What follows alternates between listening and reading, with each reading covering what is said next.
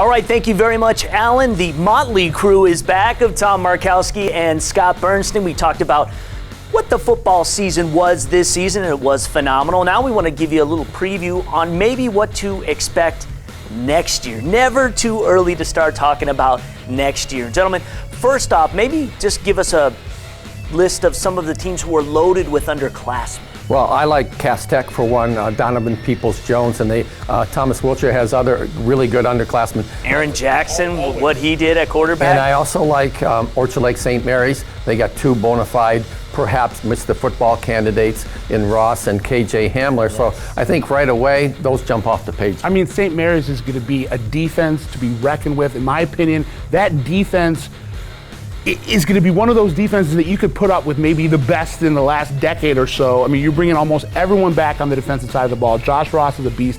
KJ Hamler, who's being recruited as a wide receiver, is a lockdown cornerback. Yeah. Another name to look for, Richie Bowens, their nickelback this year, who's already had Division I offers before the season started, but didn't really get in the mix until the end of the season. He's going to be coming out like gangbusters next year. They got a lot of talent on defense, so I'm really excited for that Port defense, and I'm predicting a three-peat. All right, well, how about some of the teams maybe that this year didn't quite get over the top, but still are going to be strong again next year, or just perennial powers, like a Muskegon, for instance? Well, Muskegon's always going to be good, but you look at the team, Canton, that almost got to the state finals. You know, Marcus Sanders, I mean, perhaps the best running back in the state coming back. Not a speed back by any means, 4.7 speed, but when he gets the football in his hands, he's making touchdowns and making yards. And I like Jack Bush over at Chelsea.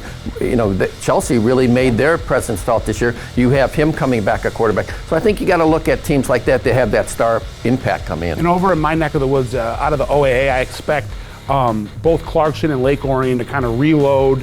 And, you know, especially Lake Orion, that's been on the outside looking in the last 2 years. Same with Rochester Adams. Those are three programs that are kind of just, you know, perennial contenders that, you know, this year maybe took a little step back. Clarkson kind of, you know, gained momentum as the season went forward. But I expect both Lake Orion and Rochester Adams to be returning to the playoffs and, you know, kind of reestablishing that level of play that people expect. I like Oak Park and Southfield. Both those teams last year only had about 12 seniors on their squads. They both made decent runs. They both, you know, were very competitive. I think they're waiting for 2016 really to make that breakthrough. Southfield has two underclassmen in Sam Johnson, the quarterback, and Eric Red McCarn as the tailback that are both most likely high major prospects. Sam Johnson had Division I offers before he even stepped into high school. Yeah, and when you talk about high school, you also can talk about systems where you just kind of reload, you reshuffle the deck. A team like Zeeland West, for instance, who spreads the ball so efficiently, they're so deep, you always expect them now to be there. One thing we haven't mentioned yet, definitely a top five,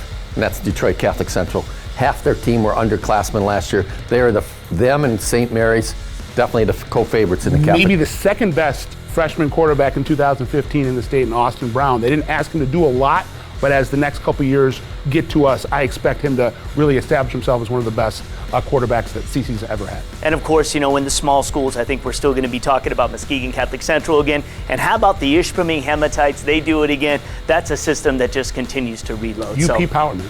There you go. All right, so that is kind of the wrap-up of the football season. I appreciate all the work both of you have done here on TV and on the radio. We've got a lot more state champs ahead, including the main event, so stay with us.